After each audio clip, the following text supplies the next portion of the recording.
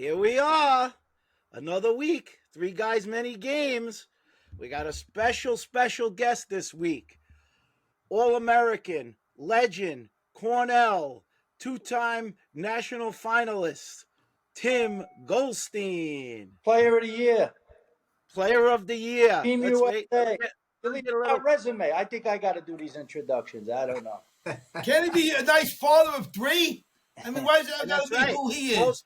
Most importantly, father of current Cornell player Ryan Goldstein, freshman, who's having a tremendous year. And welcome, Tim.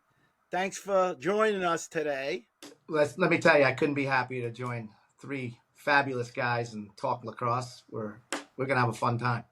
Well, what I really thought you were going to say, Tim, was it's great to be here. Oh, Hi, yeah. Vinny.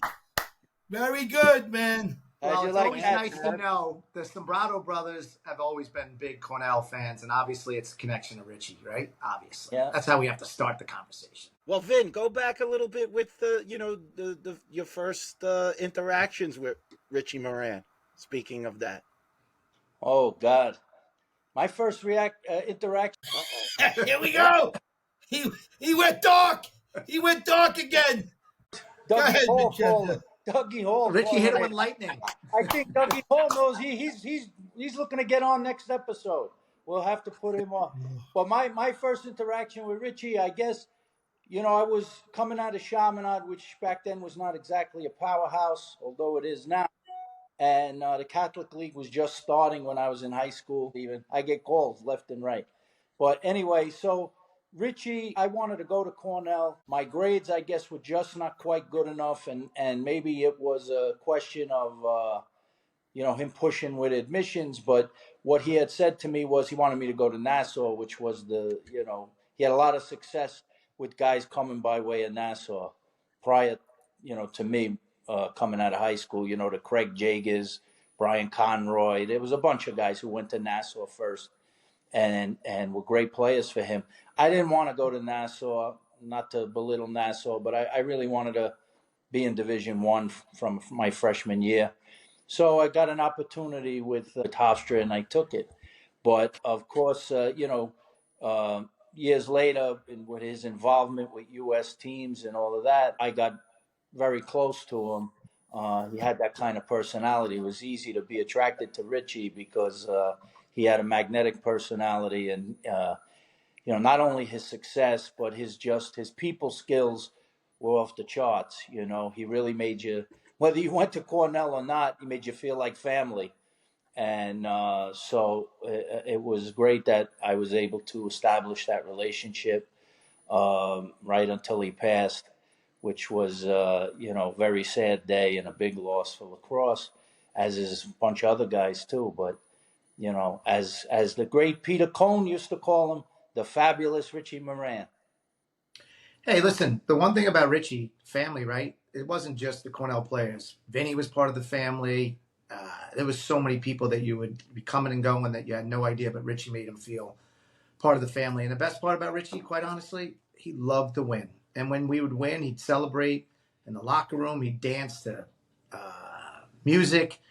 And what I kind of shared with Connor Busick, same thing. It's like, listen, it's a tough racket. You got to enjoy the wins. You don't just say, hey, we could have done this better, done that better. That's Monday. Saturday, whatever the game is, enjoy the victory. It's the way, the credo that Richie had, and I believe it's a good way, because if you're not enjoying the victories, what the heck are you doing? Yeah. let me ask you this, Tim. Because the Cornell obviously has such a rich history. When you think back, Cornell wins the very first national championship under the tournament format, 1971, right? Comes back a number of years later with maybe arguably some of the greatest teams ever in the late 70s with Eamon McEnany, has a historic win streak going. That streak gets broken in 1978 by Johns Hopkins in the championship game after they've won two consecutive, almost going for the third.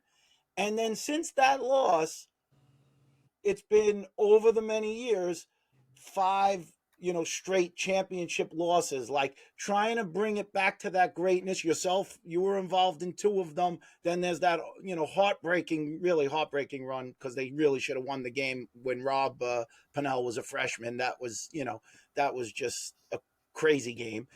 And then more recently, a game where they played the undefeated Maryland team, but really showed well in that championship game. Do you think that the current players and the current team like feel that history? I know they know the alumni is there, but do they feel the weight of like trying to get over the top and bringing Cornell back to that past glory? Yeah, I think it's a good Too question. old.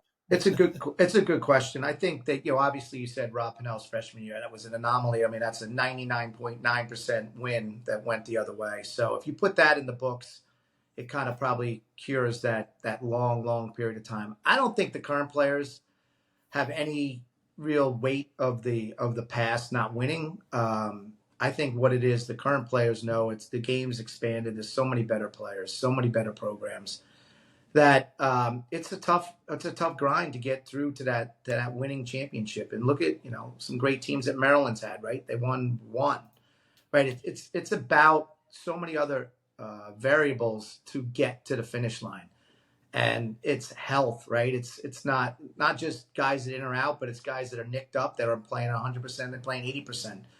But I think the current Cornell teams, that since now I have a kid that's a freshman, but I've been following since I've been playing, have some intangibles that can maybe put them over the top. They got a great locker room.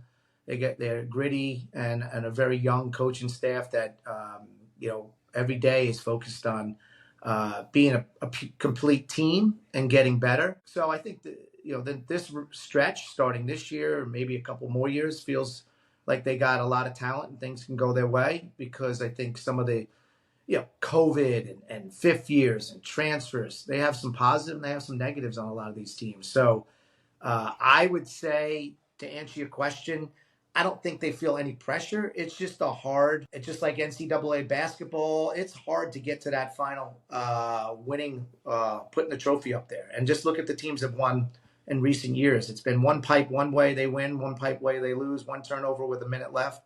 And, you can go on and on about that.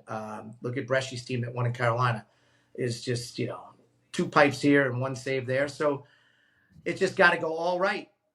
And I think this year has some of those, maybe Notre Dame has a little bit of the most complete team, but who knows what injuries hit them? Who knows what pipes go one way versus the other? So I think it's the best part about right now, starting Selection Sunday, is everybody's excited more than ever. It's like, hey, I can't wait to see the bracket. I can't wait to watch these games, because I think this year and maybe in the future, anybody can win. We're gonna see. We're gonna see if anybody can win. It just seems like we say that a lot. Obviously, we say that more now than ever. But then if you look historically, you look down the list, it seems to be the same. It seems to be the same handful of teams. Like, for example, the Ivy League. If you go back all the way back to those late '70s of Cornell teams that I'm talking about, Yale is the only one, and that's one time in all of those years that an Ivy team has won the championship. That Yale, broke through that one year.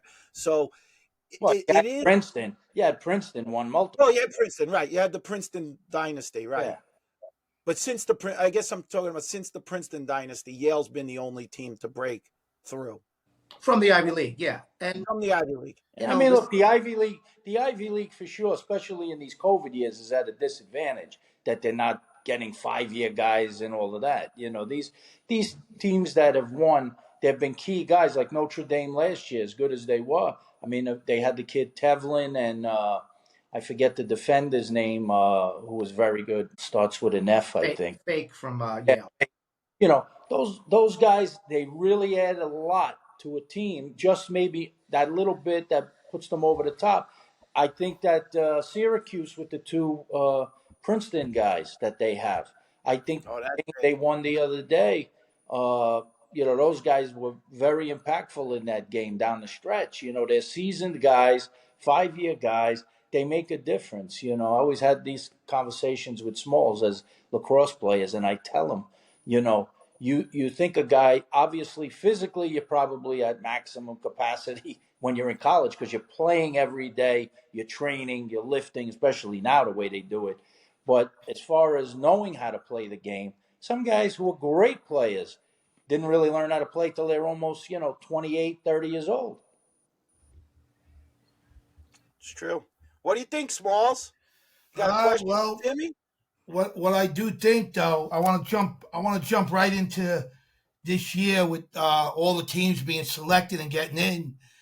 These two clowns over here, and I love them both dearly, but they are clowns. They're brother brothers. Here we go. I got to deal with them every day, Timmy. How the guy always I got has to two talk. liberals, He wants to two make an liberals, and impact. one He conservative. stayed nice and quiet for as long as he could, but then he's got to start. Let me just Okay, let me just get in there. Bring it, Smallsy. I want to pick on them a little bit, and I love them dearly. They are the goats of lacrosse, but they also can be criticized as well. And here's my thing with them: they want 40. They do favor the ACC. They're going to jump in and say they don't, but they favor the ACC. They have some close friends and family in there. I understand it, they want 4 teams from the ACC in the tournament, and they want only 2 teams from the Ivy League in there. I disagree with them from the very, very beginning. I said it's like 2 years ago when you guys had 4 teams in. I disagreed with that. There shouldn't have been 4 teams in 2 years ago, but that was a pandemic year. And what are your thoughts on that? The RPI is the gospel, and it has a huge ACC bias. Look at this year. I mean, those teams aren't having the greatest of seasons like Virginia or even Duke, but you put them in the tournament, they're scary as hell. So, I think Steve and I talk about it. The eye test is obvious. I mean, you look at the ACC teams and they look big, fast, strong, and uncoverable, and defense big and nasty. They got goalies, they got face-off guys, but it's a hard formula to see that you don't have a great regular season and then you're anointed to go in as a seed. It does give you advantages, right? A seed is a home game, and it's all about the path, guys. It's definitely about the path. And a team like Notre Dame deserves the path, right? They've beaten all comers, and they are number one. The other guys, the ACC are going to get some pass that maybe their regular season doesn't justify. And that's maybe a little bit this year's bias. And maybe when Ivy League one had that many teams, it was an Ivy League bias. But, it's hard to pick the teams. I just think that, the regular season should justify your seed, not just justify getting in. That's my critique of it. So if Virginia goes into the tournament this weekend, the ACC tournament, and they lose, they're out of the tournament. Am I wrong or right? They lost 5 games. What are they in the RPI right now, guys? I don't even know. They're like 5 in the RPI. So they play Notre Dame, they lose, they stay at 5. There's no 6, right? They actually get help by losing to Notre Dame. So they're at 5. Should they be outside the top seeds? Probably, based on their, they beat Maryland, who has, not a traditional Maryland season. So it's just a hard. I'm gonna give Smalls a little history, because all these teams like that are trying to get in. It's all they really want is a chance. You got to get in. You got to be in it to win it. It's like lotto, right? So I'll rewind it. I'm rewinding it back to 1988. Right? I'm a freshman at Post. We have a very good team. We've won 9 games. We're playing Hofstra in the very last game of the season, and likely if we win against Hofstra, we are going to be in the tournament. We end up losing that game. Shout out to Al Blau. I know he listens. He called a 2-minute penalty on Tim McEntee, who cursed at himself, and they scored 2 goals. And you know who scored the goals? Who ended up with 3 goals in the game is the head coach of the Tampa Bay Lightning hockey team, John Cooper, who was a lacrosse player, Canadian, at Hofstra. We lose that game by a goal. We are out. Guess who is in? A struggling Cornell team, I think barely over 500, right? Definitely. That's the problem. That's the big problem. They go from sneaking in, and they ride all the way to the championship game, beat Carolina, who to me I thought would have been unbeatable down there. Schmoes must have been, I think he was insane, just decided I'm going to win this game for Cornell, and go on to play all the way to beat Virginia in the Final Four, and then goes and plays the Gates and Syracuse, which was probably, a very tough run. But, speak a little bit about that, Tim. What that year, that team, what was going on there? Great point. Like you said, just got to get in. Gotta get in. And my earlier point was a seed is, in this day and age, is important. But back in '88, just so you know, it wasn't like we were struggling. We lost, I think, 3 double overtime, or we had a 5 overtime game against Sal and Paul Schmoller. So arguably top 3 goalies ever. It's no surprise that we went to 5 overtimes trying to score on those guys. But yeah, I think '88, the best part about '88 is, and it goes to what we always believe, we were a really great group of guys. We were competitive as hell, and we all loved lacrosse. So once we got a shot, we were like, let's go, let's play. And I think that is, back in the day, there wasn't as many teams, but I think it's a good testament that, there are, as you said, just get in it and win it. And that's why Virginia's, Duke, they're scary teams, because getting the regular season's over and they get new life. It's kind of play loose and anything goes. Jimmy, I agree with you what he just said. Let me make a quick prediction, then we'll go back into Vinny here. I believe in the tournament because they're desperate. In the ACC tournament, you guys ain't going to believe this. I think Virginia's going to upset Notre Dame. So I want that to be on the record, Vincenza. Go ahead, Vincenza.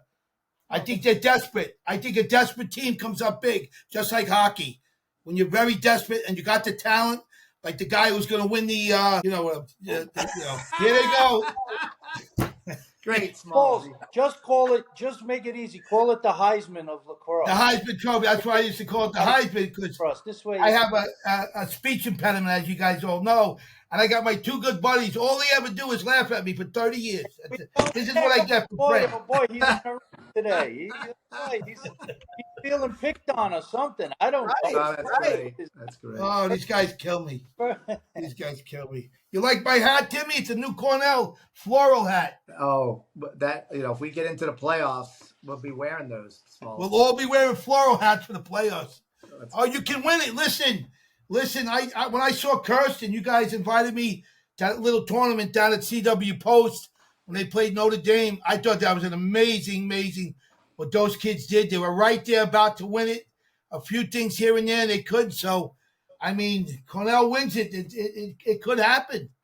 It could happen. Hey, listen, Kirsten is a beast. As Vinny knows, we've talked many lacrosse. This Cornell season, as a parent, but more importantly as a fan, we've had some amazing games. And I tell the coaches and the players, the Syracuse game, the Princeton game, the Notre Dame game. I mean, that's what, I think has made Cornell a team where so many people are just so happy to be entertained with the sport and the competitiveness. And obviously CJ Kirst is just absolutely amazing. I mean, I'm so lucky, and I tell my son Ryan, who plays with him on attack, like, you don't get a chance to play with a guy like that who just is.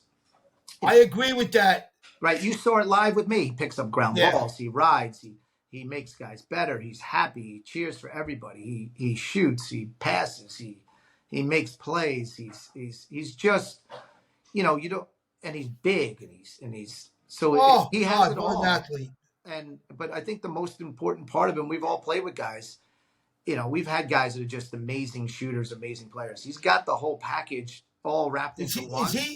Would you consider him the Gary Gates of today? I mean, not that level. They're going to go nuts. The 2 critics are going to kill me now. I didn't say it was Gary and Paul Gate. Here they go. I'm saying, because those guys were but I would consider him the Gary Gates of that level of today, because we're never going to see the Gate brothers. They're a freak show, but these guys are at a level, and they're in shape too. You can't say that kid Kirst is in very good shape for his size. I think I don't compare guys, because listen, the guys today are better than our guys because of the sticks and the training and all the other, facets of the game. I mean, obviously Gary and Paul were playing against them for 2 years, and 2 club ball and USA were just amazing. But what CJ's different, he is the consummate guy you want in your locker room. It's just those intangibles. I think in today, the locker room and the competitive spirit, and what really separates teams, right? Because of transfers and 5th years and all the other things. If you don't have a good locker room, you're struggling. And I think people that, since I'm close to the program, CJ's a locker room guy, and he is what's bringing that group to better. He's the best guy on the team, and he's the best guy in the locker room. So those things are just different. And that's what I believe in. And Steve and I played together for 30 years. It's about the team that likes each other the most and plays as a team. And those things are just intangibles, I think, to separate the teams. Now, we shall see. Starting with Friday night at 8:30 against Penn, who beat them this year. Let's see if that overrides, puts them in front. Now, obviously, every team has injuries. Cornell's had injuries that have, put them in some spots, but they look like they're getting better and better. I just think that CJ Kirst, we have him for another year, is just a difference maker. And if that difference can come up and come up aces, we could have a good shot. Would you We're agree with losing that? him a little bit. What do you Timmy, guys we're think? losing you a little bit. Am I right or no? Yeah. Yeah, he's pinging off a couple of satellites, but he'll be back. Yeah. I'd love your guys' opinion because, I don't talk to many people about Cornell What do lacrosse. you think, Ben? Yeah. I think I think there seem to be teams that are going to be more battle tested before they get to the playoffs. So you could just look at wins and losses with the ACC, but they're playing against each other. Although they did have the Ivies went down and won. That kind of, I don't know if you want to call it Ivy ACC challenge. Penn beat Duke and Princeton beat Carolina. And the next 2 days later, the ACC teams won both games. So but when your record is whatever it is, but you're in probably the strongest conference top to bottom. I mean, even Carolina showed a lot of fight the other day. I mean, people think that Carolina was so bad this year. I didn't think they were so bad. They lost by a goal to Army. They've had some hard luck. So it's like, as you say, Tim, we know it well. You can't take anybody lightly in a sport that's a sport about, momentum. It's about the ball bouncing the right way. It's about, face-off matchups. It's about goaltending. You get a hot goalie. You played with one of the greatest of all time, when Schmoles. He was a game changer. So these games, but overall, watching lacrosse as long as I have, I look at it like I wouldn't be surprised who's like from 1 to 10. Any one of those teams from 1 to 10 can win it, given they with some luck. I didn't think last year, by the way, that Penn State, I didn't think they were so good. I thought that Duke would, just handled them in that semis last year. And, a lot of people, about the bad call and the overtime, but they took them to overtime. They had every chance to win that game, Penn State. They were right there. So will we see that this year? Will depth come into play? It always does, in my opinion. Do you need two face-off guys maybe to get by? Look, I think that so I watched the game the other day in Carolina Duke, right? And the kid's been phenomenal for 4 years, Naso, but he was not having a great day. And the Carolina faceoff guy is very good. So near the end, when they had to close the gap, because Duke was on the edge of being knocked out of the ACC tournament had they lost by 5. Then they put the kid from Manhasset, Cal Gerard, and all of a sudden he gives him a spark. He's getting faceoffs left and right. Maybe out of that they say, wait a minute, this kid, is maybe we got to give him more reps in these games. I don't know, but those are all things that I think at the end of the day are going to be factors in, even down to playing on grass as opposed to playing on turf, and those things all kind of come into play in these close games. Like if you go back and you study these games, like you said, you go back to that year when Cornell lost that game to Syracuse, and you see the plays that have the next year, and then look at the year when it was at Hofstra. We were there, Smalls. You were in the box when Maryland had a lead on Virginia. And the guy from Virginia takes a shot, hits the crossbar. They call it a goal. They get momentum. They can't get a faceoff. Next thing you know, Virginia wins the game. Virginia goes on to win the national championship. They easily should have lost that game to Maryland that day. So, hey, listen, Vinny, this is my point. And we all been watching lacrosse this year, and ESPN Plus. The playoffs are going to be awesome. Yeah. And my hope is that there are some teams that we wouldn't expect to get into the Final Four. Obviously, Cornell is by far the team that I'm rooting for, but hey, an Army team to get in there, a Penn State again brought a ridiculous number of fans. But that Final Four this year, the level of play and the closeness of games that we've been seeing all year is going to make it an awesome event. And that's what I think I would predict is that. Timmy, who's your sleeper team that you fear? Who's the one team you fear playing Cornell, which you believe they just don't have their number, or to overcome them will be a lot? Well, what?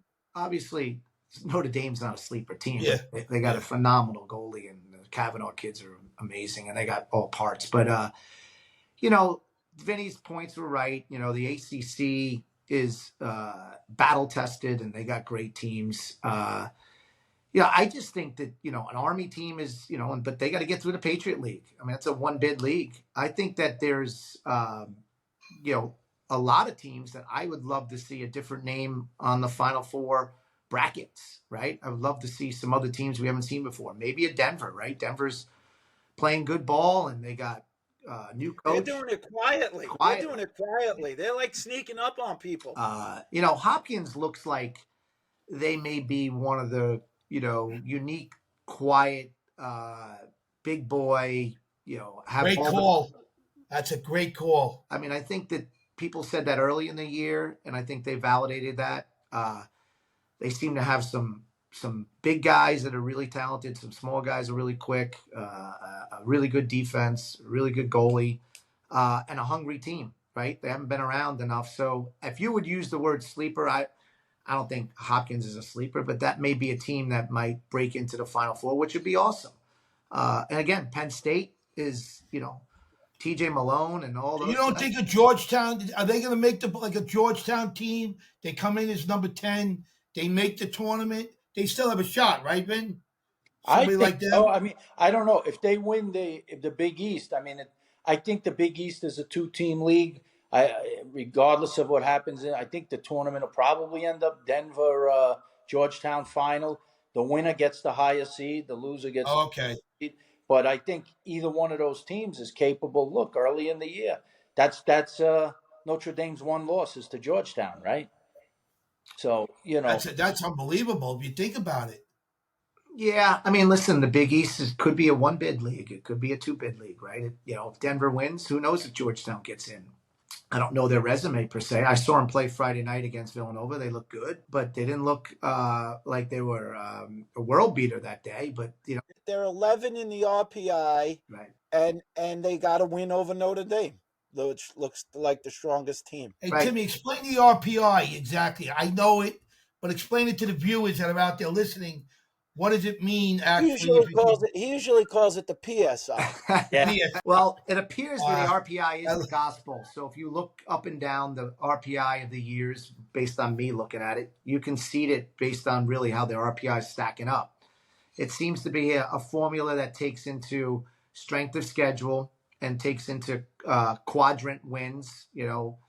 When they finally you get a top 5 win, you get a top 5 through 10, and you get a 10 through 15. And then ultimately it does have a little bit of a negative based on a loss outside the quadrant.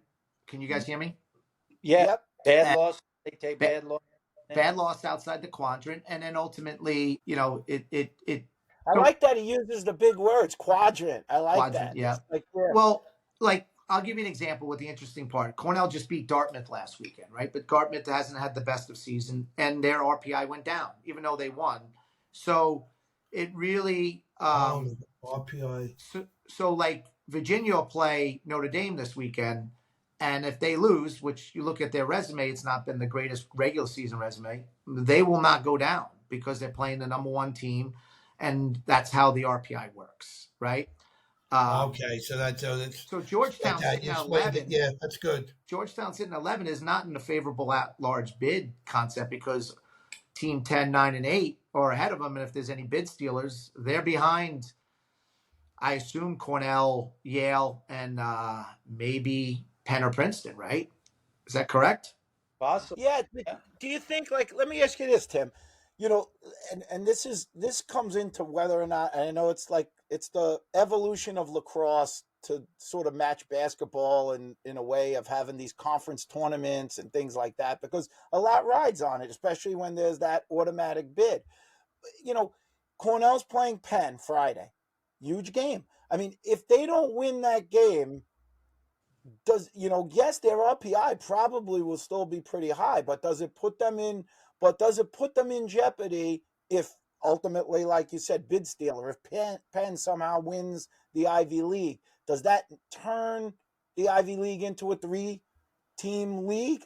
Well, if you look at RPI, Cornell's the highest rated RPI. So let's say they lose to Penn, then they would be the second team, right? Think about that. It's not like What do you mean? Did the Ivy League get the highest? What are you saying? In the whole thing? Just the Ivy League did the highest RPI. Of the Ivy League teams, Cornell has the highest RPI, and they should because of their schedule. Their schedule.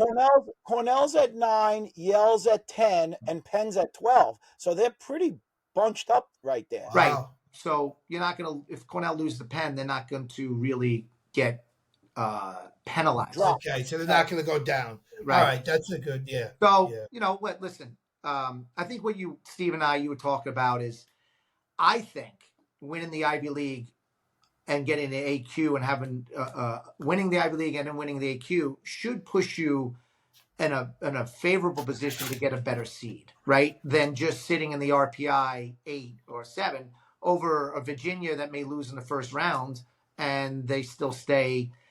Even though Vinny says we all know it's a competitive league, but you should get some extra juice for winning your conference tournament because you're laying a lot on the line to play that. You're playing 2 games in 2 days, and you should get some juice for winning the Ivy League over those 2 days. And it's all about the path for a lot of these teams, right? The reason Cornell got to the finals a couple of years ago was a great path, right? It all worked out in that way. So if Cornell wins the Ivy League, I think there should be extra juice for that to give them a positive seed than having 4 ACCs all in front of them, even though some of them didn't have a great regular season. That's my opinion. Does that make sense? What do you guys think about that? Yeah, well, I look, from a player's standpoint, or I'll go from 2 standpoints. As a coach, if I'm coaching, honestly, I'm just telling my team, don't even worry about any of that. We just got to beat the team that's in front of us. We can't. You're not going to ultimately control where you can win all your games. You can win your conference tournament, and yet another team might get a better seed than you. So you can't be looking at that and saying, I want to play what looks like a weaker team, because that sets the stage for you getting upset when you start to think you're playing weaker teams. Just look at whoever you got to play. Worry about the team in front of you. Win 1 game at a time. And that would be, as a coach, how I would be, telling my guys, don't think like, oh, wow, we avoided Duke or we avoided Virginia. We're playing one of these. We're playing Denver instead of them. This is easier. It's not. It's not necessarily easier. You don't know. A lot goes into these games in terms of matchups and all of that. So psychologically, I just would be continually telling my guys, we take 1 game at a time. We don't care who we play, where we play them, and just win. That's it. But you talk about Notre Dame, for example, and we know the ACC doesn't officially have that automatic qualifier. So again, it becomes like the idea is you're gearing up for the NCAA tournament, right? That's where it's all about, right? So they don't seem to play that way, Notre Dame. I thought even last week you might see Rudy Rudiger on attack, but. These Kavanaughs, they're going out. That was a rough game with Virginia. You're risking. Do you lay back in this ACC tournament if you Notre Dame? No, to protect against injury and everything else. You said it. You said they got the Herm Edwards mentality. They do to play. They do. Game. Why would guys who their whole success is the fact that they're so aggressive and make every play life and death, all of a sudden going to say, this game don't matter as much. We maybe could rest a few guys. No, you got to keep the pedal to the metal and keep competing. Now, I'm not saying if you're in a particular game, like I'll go back to that year when Brown had that great team and Dylan Malloy was unbelievable. He was C.J. Kirst before C.J. Kirst. They got similar style. They're strong, good shooting guys. And that team, with the defense they had and all, that was a team could have won it all that year. They play Hopkins. They're up big in the fourth quarter, and they leave him in the game, and he breaks his foot. And they end up he's unavailable. Really, he went in one run. He even scored a goal. Maybe it was extra man in the final four, and then he just couldn't do it. So he had to sit the rest of the day. And they lost a close game. I think they lost by a goal to Maryland that day. Yeah, that's the danger. I mean, that's Well, what yeah. those are decisions you're making. You have this in your head as a head coach. You have these things in your head, and you're going to say, okay, if I got this kind of a lead, look, I'll go back one more. We talked about the Cornell Syracuse loss. I thought that game was lost on Saturday, even though they beat Virginia that Saturday big. They had the starters in the end of the game with like 7-8 goal lead. Rob Purnell running around. These guys were drained in the finals in that fourth quarter. That's why So then why not rest players then? I didn't mean to jump in on There's you. a way to rest them, not like sit them out or just not let them play or whatever. Why not? Why not for the ACC tournament rest the guys? Nothing's really changing if you're saying for some of the teams. I'm saying there's a balance between when you say, well, you got to define what you're saying, resting players, not play them or play them. Yeah, not play them in the third and fourth quarter. I don't believe in not playing guys. What I'm saying is, if I'm a head coach and I know I got this grind over the next 3 weeks to try to win a national championship, if I'm in the ACC playoff game and I'm up 7-8 goals, I'm going to start spelling guys. I don't care if I limp to the finish line. I put my subs in. The other team gets a little close. I win by 3 instead of 8. I'm happy with that because I rested my guys. But I'm not talking about changing what you do from the start of the game. There's a difference. Hey, listen, I may never disagree with Vinny, but I disagree with him, and I'll tell you why. I think that getting a seed is 100% really important. Think about 8 versus 9. If Cornell gets 8, they haven't lost a home game all year. They're 8-0. Versus 9, they get on the road and they go play. Let's just say Syracuse is 8 and 9 interchangeable. There's a big deal about home games, and that for a first round game is huge. And I think the ACC tournament, again, winning that will secure you a better seed, which obviously you got to play the team in front of you. But the seed is really, you get an easier first round game and you're right to the quarterfinals. You have a good game there and you have a good team that matches up well with you, or you have the advantage. You're in the Final Four. That's when Notre Dame is sitting at 1, right? If they lose to Virginia because they take the foot off the gas a little bit, right? Right. Hopkins, they lose the number 1 seed, but how far could they drop them? Are they going to drop them? But Hopkins might get the number 1 seed, right? No. And, wait a second, Timmy, hold on. Hold the show up.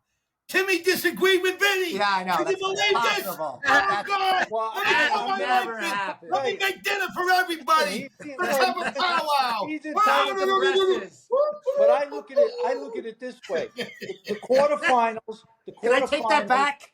Please. No. I don't want that on video. God. The quarterfinals. Vinny's going to crucify me. I'm dead in the morning. Trust me, I'm dead in the morning. Yeah. God I'm going to have to leave the country. Oh, that's it. Let me tell you something. He hasn't put a hit on anybody in 20 years. I'm done. I'm dead in the morning. I take that back, Vinny. I did not say that. No. I'm going to just say it. The quarterfinals, you're most likely on the road anyway, right? Right. The Final Four, you're on the road anyway. So if you're worried about a home game in the first round, and if you're a high seed, you're supposed to win that game anyway. You might be playing an AQ team that's from, I'm not belittling those other leagues, but if you're playing an ASUN team or you're playing one of these other teams in the first, you don't care where you played that game. Now he's picking on the smaller guy. He says he's not picking on. Steven, chime in. Steven, come in on this and pick on Vinny. He's picking on a smaller team. I can't believe this. I think he's making the right point. I think because sometimes when you sit out, how many times have we seen this? Sometimes when you take your foot, if you take your foot too far off the gas, then when you get to that next game, you've lost the mojo you had going along, and then you can get beat if somebody comes up and these conference tournaments are interesting. In basketball, same thing, right? It's like you play extra games, and lacrosse is more of a physical sport than basketball, obviously. So I think obviously teams that are sitting in the Ivy League, let's just take most of them. They're there for their playoff lives. So they're playing for that AQ versus maybe a team, maybe I don't even know if it is Cornell or Yale that has, the potential to have that. So, Hey, you're I'm on talking a about the podcast. ACC, What's you're going talking about on? the ACC, right? And Smallsy's got a call. I don't know if they're Yeah, Look at well, this guy. Who's calling? this is part of his act. He so. made somebody call. I think he texted somebody to You gotta call call him. Yeah, back yeah, later. that's what he does. He call me Right. at 10:45 exactly. Exactly. Timmy, hold on. I'll let Timmy make his start, and then I got a question because I got to read it. It's Vinny, believe me, it's a good question. Go ahead, Timmy. Well, I think Vinny and I are kind of saying the same thing. I think that, I believe the seed maybe gives you maybe a little easier path, but that in this day and age, that might not be as important as it was in past years, because I think 1 through, let's call it 6, are somewhat interchangeable today. Do you think, I'm going to just ask you one other thing about the seed. Do you think they massage even those seeds around just out of the convenience of travel and everything else? They don't strictly do it by the number. They're like, you know what? This team's up here. Let's give them a higher seed just so they Yeah, can they get favor the Ivy Leagues. Yes, I believe that. No, I don't think they favor the Ivy League, Smallsy. It's about the location. Like, let's just say Cornell is an 8 seed, and let's just say Army wins or Albany wins. It's pretty obvious that one of those teams is going to go to Syracuse or Cornell. It's just the way it's been forever. It's a little disappointing. Right. It's a travel budget, NCAA BS, but so sometimes the location can actually help you see. Yes. You might get a little boost up there, just by being and the same thing, it could hurt you. You could be a higher seed, but they're like, you know what? We want Hopkins down at Duke, so let's just put them down a little bit so that they're in that other bracket. Well, listen, the teams in the Northeast that are swimming around there, right? You got the Colgates, the Armies, the Albany, the Northeast teams, obviously Syracuse, Cornell, Army, Yale. They're all swimming around there. If they're in the tournament, you're going to see each other playing each other, right? Right.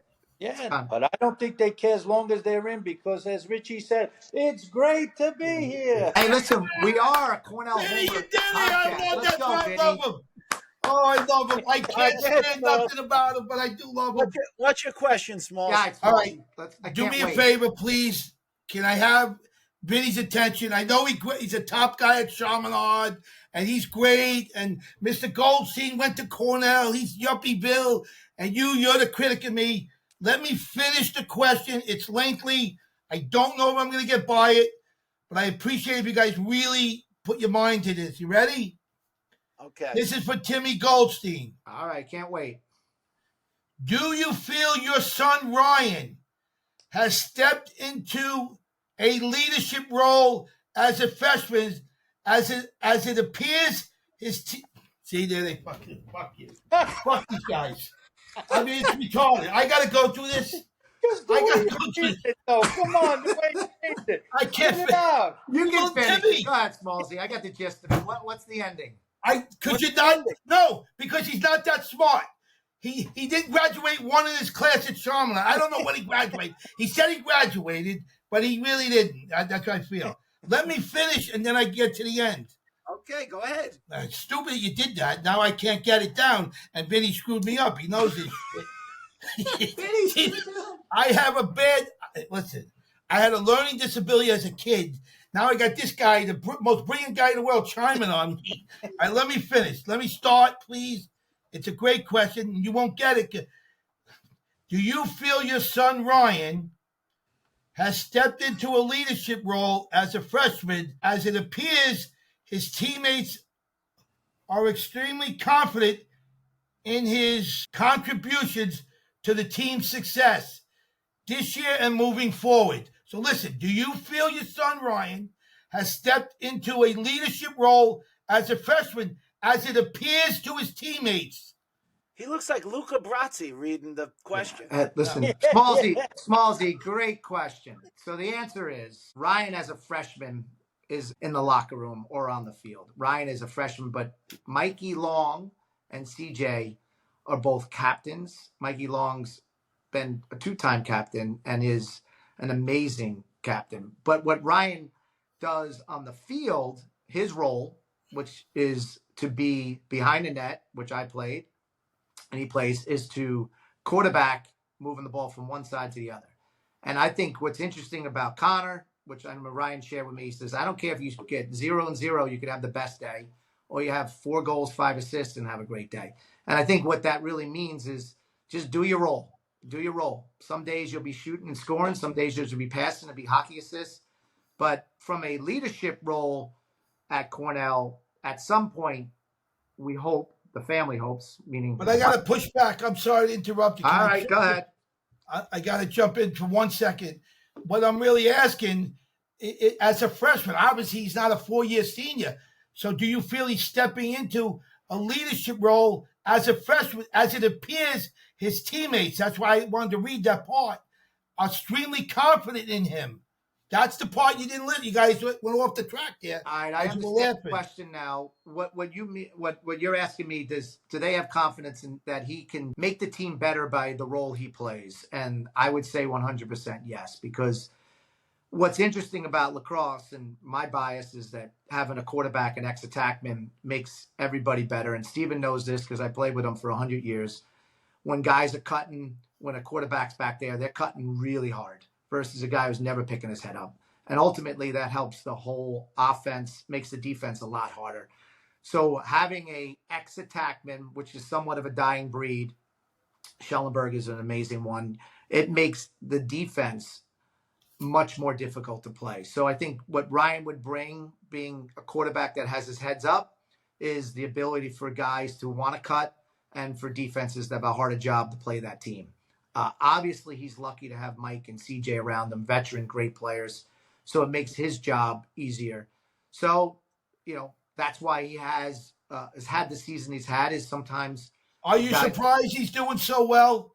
Because I am. Yeah, no doubt. I mean, it's a hard game right now. To come in as a freshman, wasn't he injured the first 7 games? Yeah, the first 6 games he broke his finger, missed out. I believe, and this is what maybe you guys would say on a podcast, what Ryan has been lucky enough to do is in this day and age of hey, Fish, I'm on a podcast. Can I call you back? Bye-bye. Hey, in this day and age of AAU, club ball, all they do is play games, right? Ryan's been lucky enough to be able to develop his game more than play games. And that development's been with Mike Sowers since 7th grade. And they train and work on the development of the game. And they care more about developing their skills and their game than they care about playing 50 games. 20. I love the kid. Not because he's your son. Timmy, I love the kid. I love his game in there.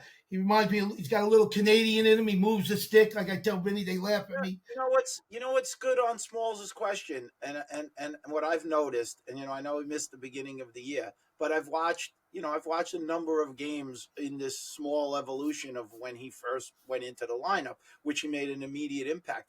But I actually noticed, to point to Smalls' question, I believe the team is building and gaining even more confidence in Ryan. Like, when he first was in there, I think there was confidence, but I see it more now. Like, there's a belief, like, finally, like, let's make the right lacrosse play, but let's throw it to this freshman because he will make the right play. That's when I said it in the thing. I said, and you can see that. You can see that with the team. It appears his teammates. That's what I wrote. Extremely confident in him. That was a very intellectual question. Smallsy, great question. Yeah, and it's hard to talk about your kid. That's just. I know. I'm talking. You can be outside your norm today, but I'm just a fan of, Coach Busick is, he's become a really good offensive coach, and what he believes in more than what I love is it's, one day first going to get 3 goals, one day you get 0, one day, those are the freshmen. Then the seniors. They're playing a role. I mean, look at number 27. I mean, he's playing lights out when it's That's Smalley's guy. That's Smalley's guy. Yeah, I love the guy. Big U. Yeah, I love the guy. He was in the box the other day. Right, and they just play roles. Like, we all know this. Vinny, Steven, we've been talking a million years. Long Island Lacrosse Club. You don't have to be, a 10-goal scorer and be the best unit and have 5 of those guys, 6 of the guys. You just need a couple of those guys, and other guys do the little things, right? That's how we believe it. And I think Cornell has that kind of mindset.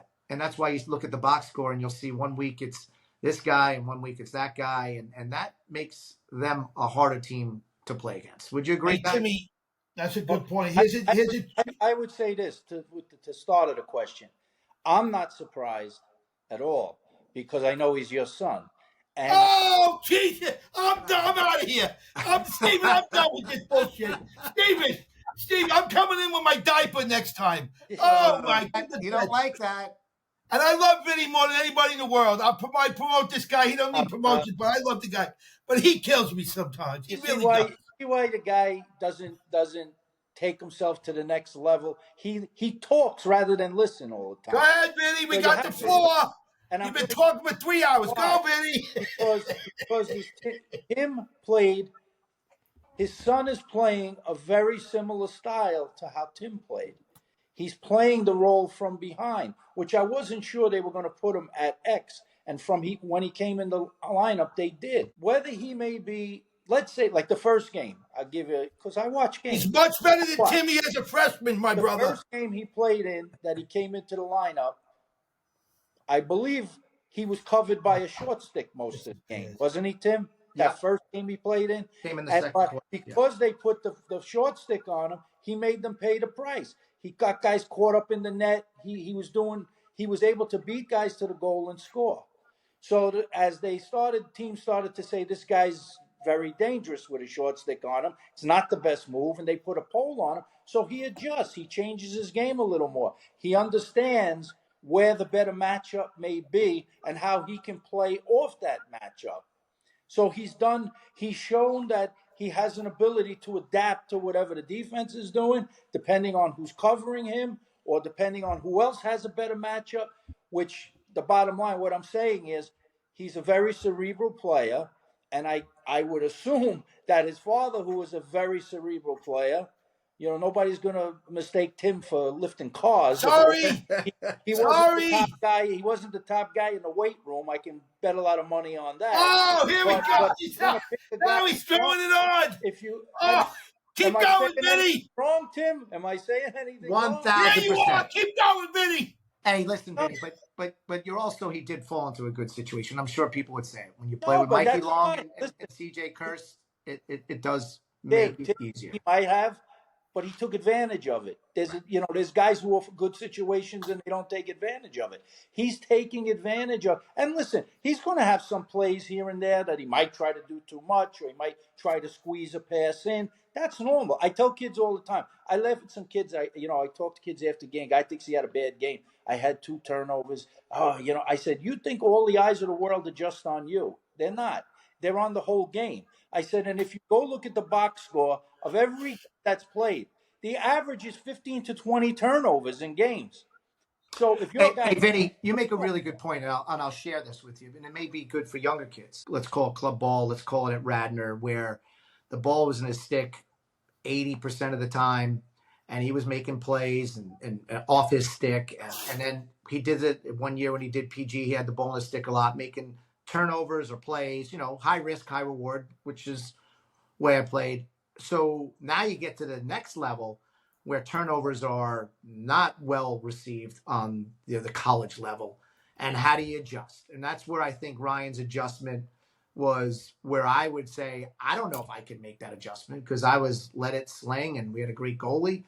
But in this common or modern day of lacrosse, 8 or 9 plays is required versus 6 where there are 4 goals. So I think Ryan's adjustment to what you said, which I think is why everybody knows Vinny is the godfather of lacrosse, and he really knows his stuff. He knows his shit. I think you made a really good point. And I wouldn't even have brought that point up, but you're saying the cerebral part of changing your game, one game versus the other, or not being the ability to want to do everything off your stick is Ryan's adjustment or maturity in his lacrosse game that, give credit to the coaches, but give credit to Ryan, that has really made him dangerous because he's not making the mistakes that, typical freshmen would make based on his background. Right? Staying on that point, I want to jump in here. Here's what I want to jump in. And here's one of the things, if I was the offensive coordinator of Cornell, and this is a question for each one of you. Going into the playoffs now, he's talking about his son. Here's one of the changes that I would do, or I would have tried out maybe this weekend. I would like to add his son to the man up.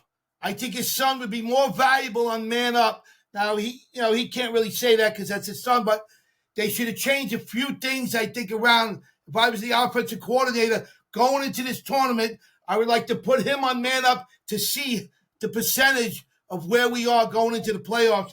I think it's fabulous idea as the offensive coordinator. Oh, don't laugh, Vinny. Someday you'll see me on the sideline as a coach. Don't laugh. Keep laughing. Keep going. But then, what? I wasn't laughing, but now I'm laughing. Now, Steven, what say you? What do you think? Hold on. What do you think they should? Now, you want to know the best part about Smalley? He don't know what's in his own head, but he knows what's in my head. That's a talent. Smallsy's got talents. I can't speak. Tell me what you need them to change going into the playoffs. Because right now they're not going to be winning. They need to change some things. I watched Cornell, play Notre Dame, who's arguably the deepest and potentially the best team in college, and I saw them play them tooth and nail right to the very end. I don't think it's like Timmy said a while back. A bounce of the ball here and there, and they could have. But you got to make adjustments, Steven. What would the adjustments you make? You didn't watch the footage on them the whole year and the tapes. I don't think you have to make any major adjustments when you lose a game 18-17, and you can any time could win that game. You could look within it and say, what can we tighten up on the defense to hold them a little better? There are maybe some things you could do, but as far as all of those details, extra man, I leave listen. The coaches are with the kids all the time. They know. But they can make changes too. I think Ryan should be touching the ball even on man up much more. He's got so much skills to put it in the net. What say you, Vinny? Calm down. You can't say much more because he hasn't been on the extra man. So you're saying they should put him in. I understand that. It's a valid point. He gave me credit. Vinny, my man. There are teams that have guys who specifically play either man up, man down. Right. Uses a whole man down unit. They bring in on man down. They bring in 5 new guys. Yeah. So Notre Dame uses 0. So chances are, had Ryan not hurt his finger, had from the beginning of the season, he was on man up, he'd be on man up right now. But I don't take that as a slight or anything. Can it be better with him? Maybe. Why not try, Vinny, for the SEC tournament? But that's part of coaches' decisions. That's part of coaches' decisions that keep every player engaged on a team. That's why you have what's a team, to now. But obviously you got to make spur of the moment decisions sometimes in games. If a guy just don't have it or the guy's not doing something right, and you say, this guy can give us a spark, and you do those things. And I'm sure Ryan is capable, ready, willing, and able if he's called upon to do that. But that's where some of the things like leadership come in. There may be conversations. So here, I've been on teams like this. There may be conversations where Coach Busick calls in the 2 captains and says, look, we're at this percentage. What do you think if we change this? But how will that affect the team if we take a guy who might be a senior and put the freshman instead? How is that psychologically? There's those things you got to consider too. And I'm not saying it's not the right move.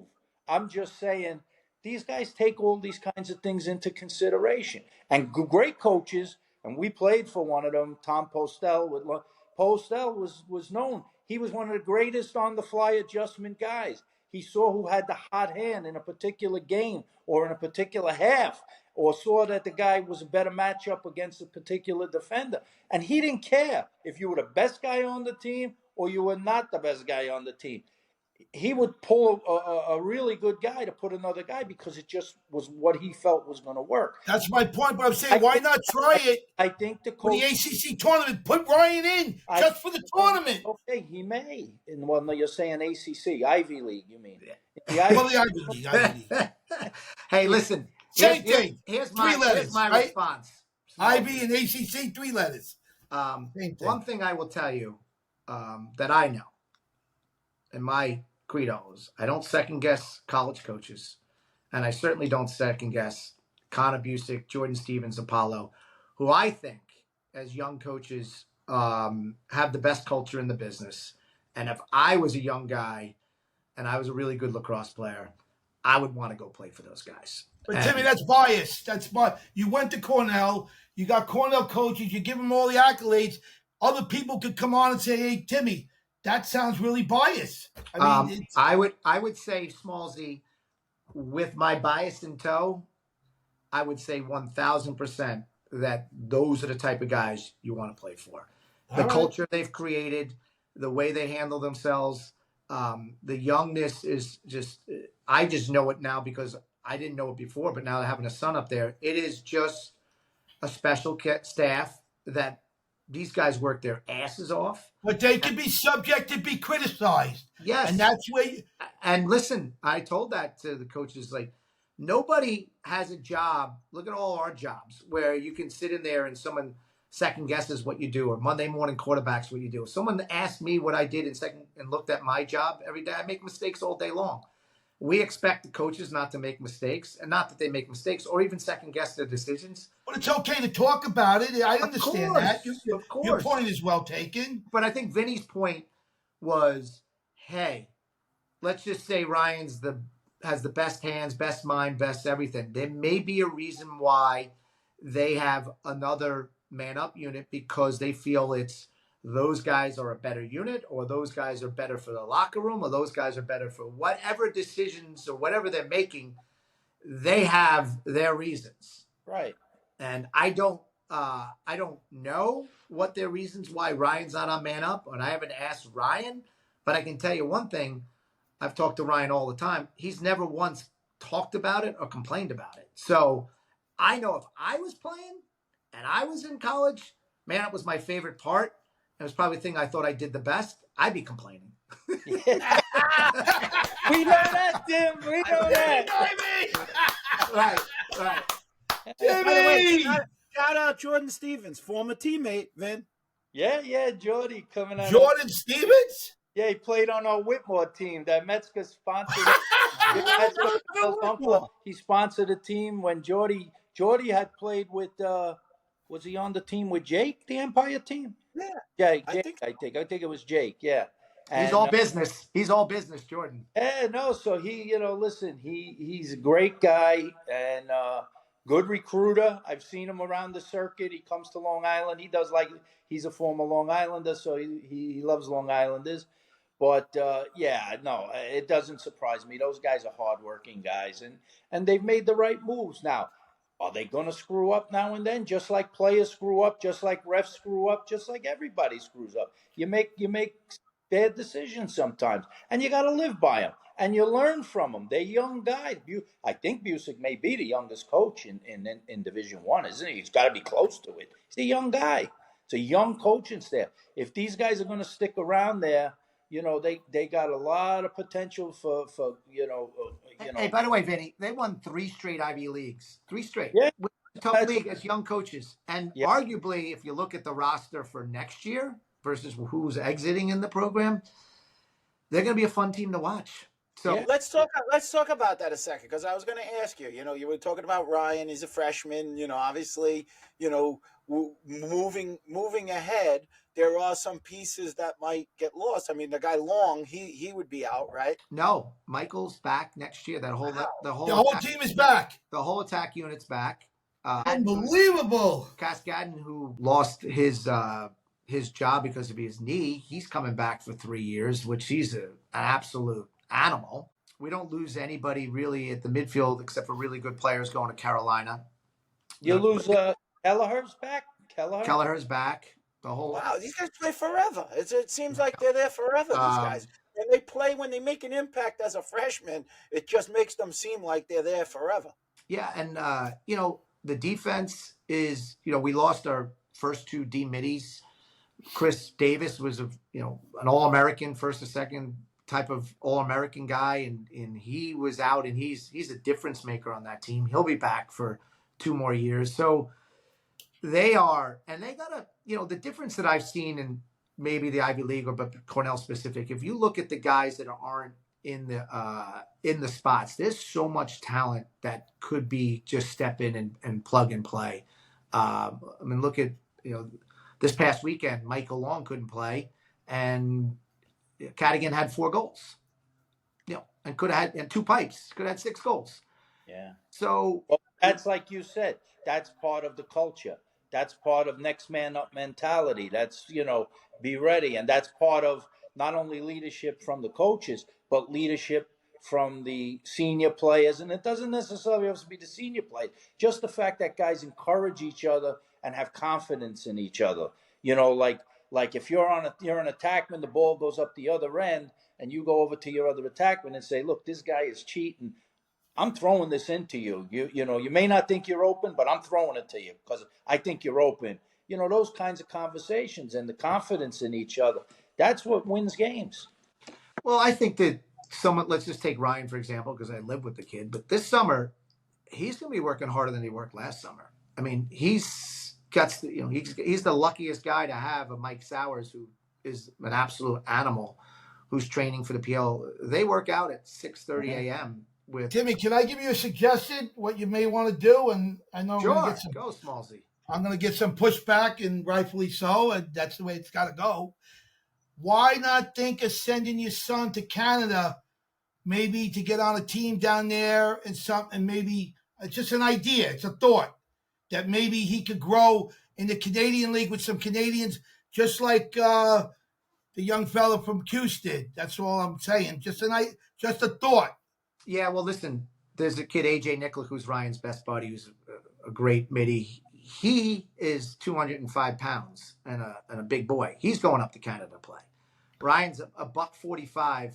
That is not conducive to the indoor game to get better at, right? It's like, it was the same way with me. I didn't love box because of the holding. The size does have a detriment, but guys like Jeff Teed or even Willem Firth, who's on Ryan's team, was a tremendous freshman. Those guys have been playing it since first grade. Well, Spallina did it. How did he survive? He's tinier than your son. He's a thicker boy. He's a strong kid. He's a hardworking son of a bitch. I know that. But no, I think Ryan and me, I think his ability to play with and work out with maybe another year. He's got to eat some Wheaties. Maybe. Yeah. I don't think he needs it. I don't think he needs it at all. He don't need to go there and take shots and get beat up and all I don't say that part.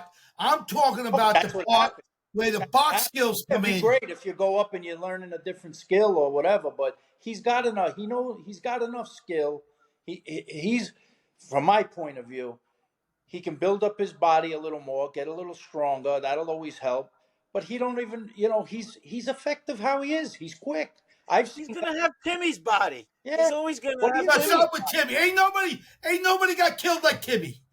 So I always liked the kid when he played in hockey. He never mentions Hofstra. You know what I'm saying? He left Hofstra alone. We're waiting for that big check for him to send over to Hofstra this year. Hey, Timmy, tell Smallsy the first ground ball that you ever went to try to get when we were in Florida and you had to take on the goalie down there behind the goal. Didn't work out that I love the kid, man. He got picked on his whole life. Leave it to the other guys to go pick up the ball. We all know we said that. We all knew our roles. Pick up the ball, get it through the crowd, get hit, and throw me the ball, and I'll throw it to somebody else. Right. Somehow I forgot my role was not to go get ground balls, and I collided with the goalie and fractured my collarbone like in 100 places. Timmy, you broke your collarbone? You got to protect the king.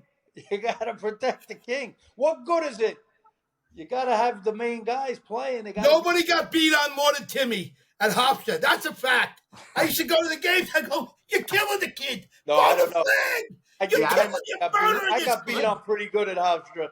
Yeah, listen, I know Smallsy doesn't talk. I love my Hofstra days. Dave McCullough was my roommate, an amazing player.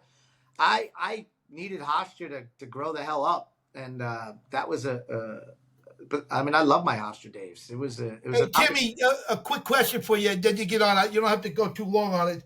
Who were the 3 most influencer?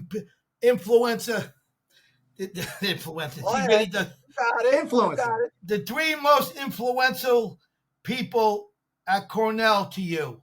Is that how you say it, Vin? 3 most influential. Oh, good. When I was at Cornell? Yeah.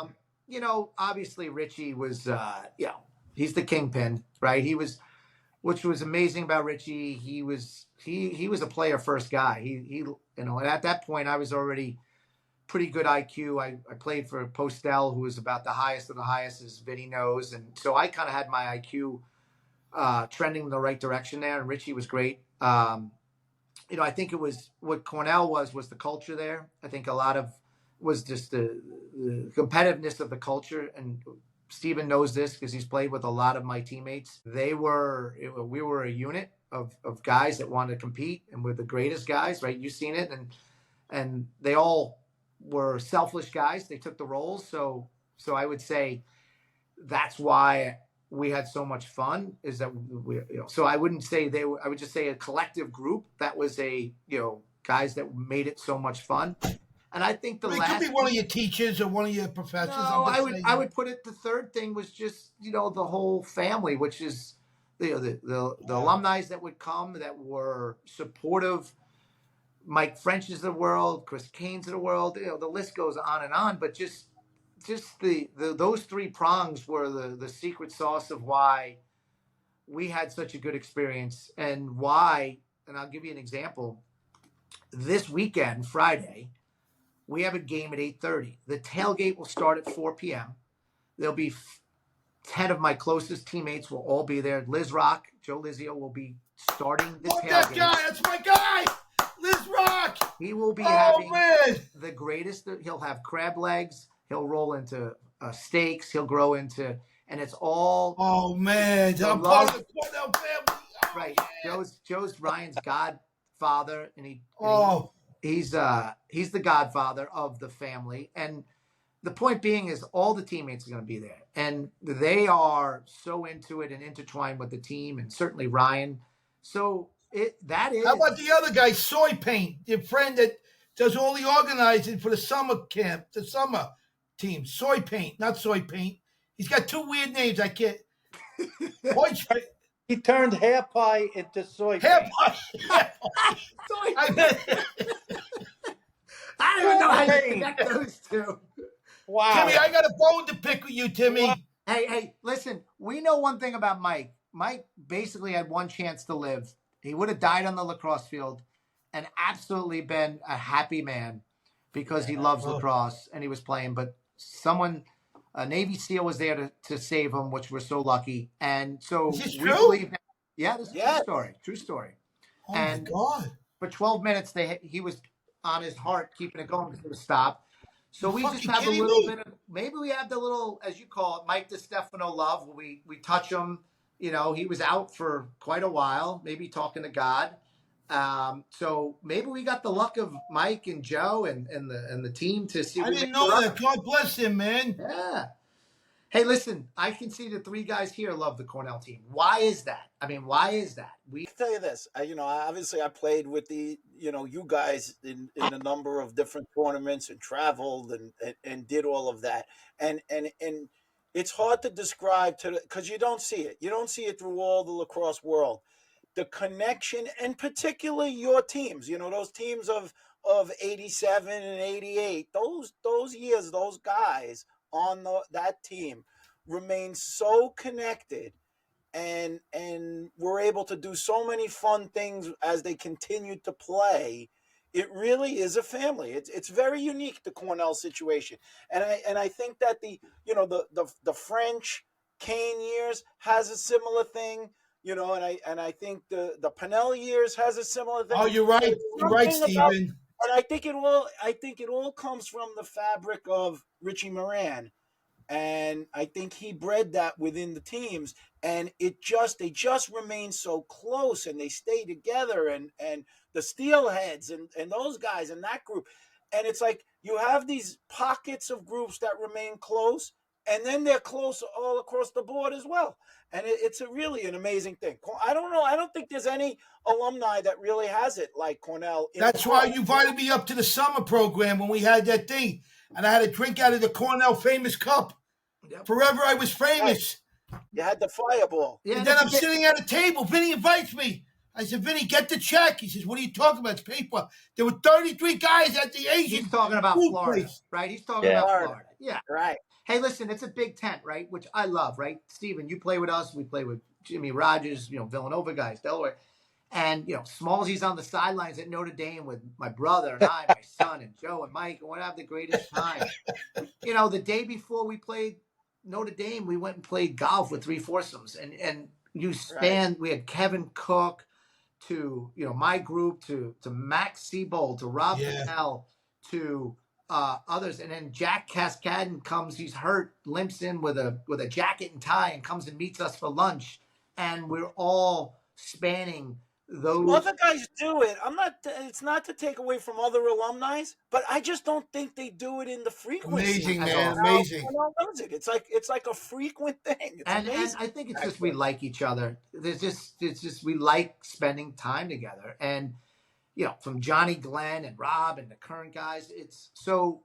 What I was saying is that this tailgate that's going to go on Friday from 4:00 to 8:30 start time is going to be amazing. Shit, I want to make it, man. I'm going. Smallsy, you're invited as a VIP, but I know you're going. I got my wife to go. She's coming down to the ACC tournament. I got Cuse. I got Fish, aka Mike Leo. I grew up with him in the fish company. Hey, listen, we don't talk about Syracuse. They're fun. They're the Syracuse of what we like. They're fun to watch. I mean, that Cornell. Timmy, can they win it all in your estimation? Absolutely. Whoa! Absolutely. They got a great goalie, great face-off, amazing offense, and you know what? You know what would be Smalley's dream? This is Smalley's dream. I'm going to tell you right now what Smalley's dream is. You ready? Well, I'm going to. It's either it doesn't have to be playing each other.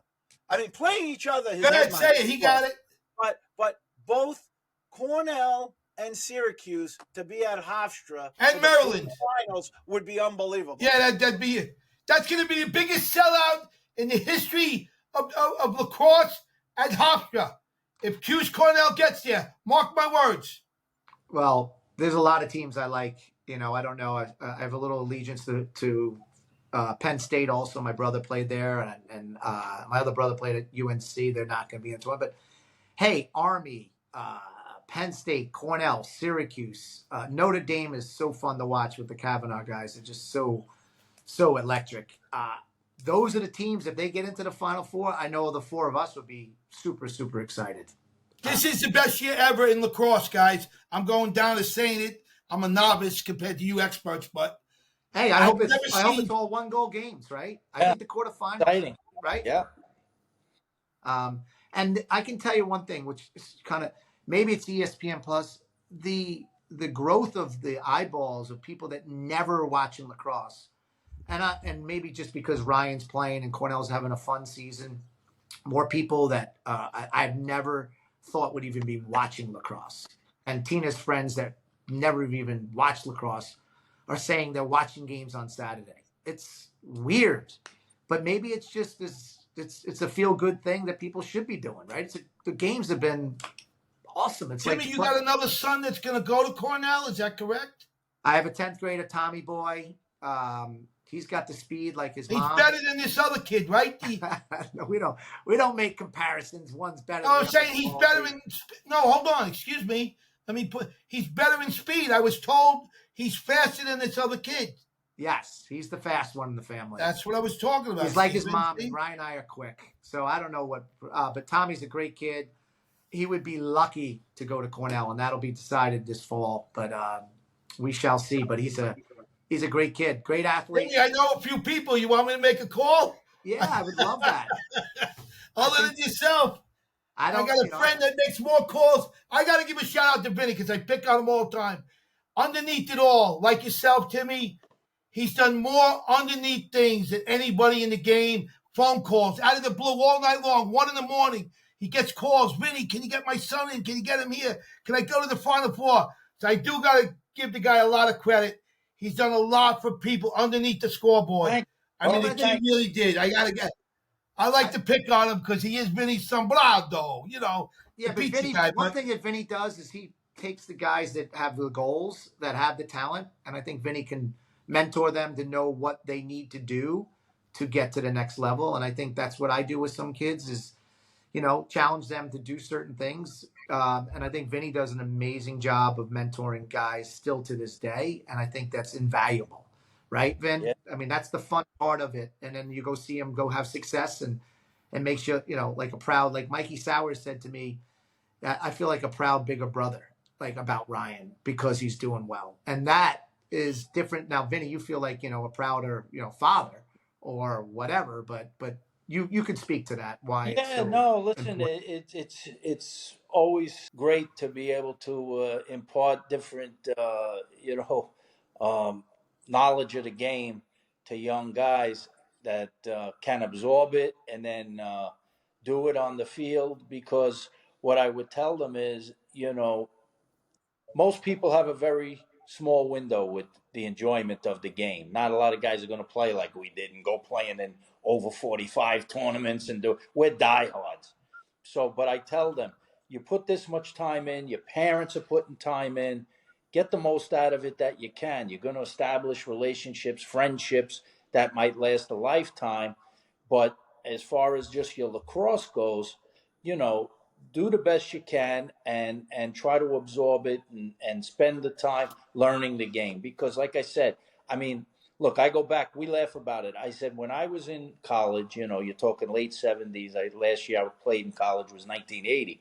And if you went and watched warm-ups, when guys had their sweats on in warm-ups, you could still just watch them warming up and you could pick out the five best guys on each team. And there was like a drop off from those guys to the other guys doing line drills even.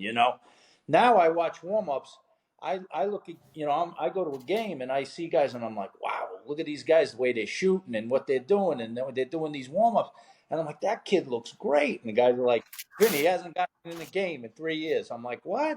I'm like, why? But it has all to do with IQ. It has all to do with understanding the game and being able to put it into effect on the field. So, maybe your son was not, maybe I'm wrong, but I didn't hear in terms of him being number one in that class and top five in that class and all those things coming out. I knew he was having success, but I didn't hear of him being like at that level. But he was a sleeper. He was coming up because of his knowledge. He was going to pass up a lot of these guys because some of these guys look like Tarzan and play like Jane. He's the opposite.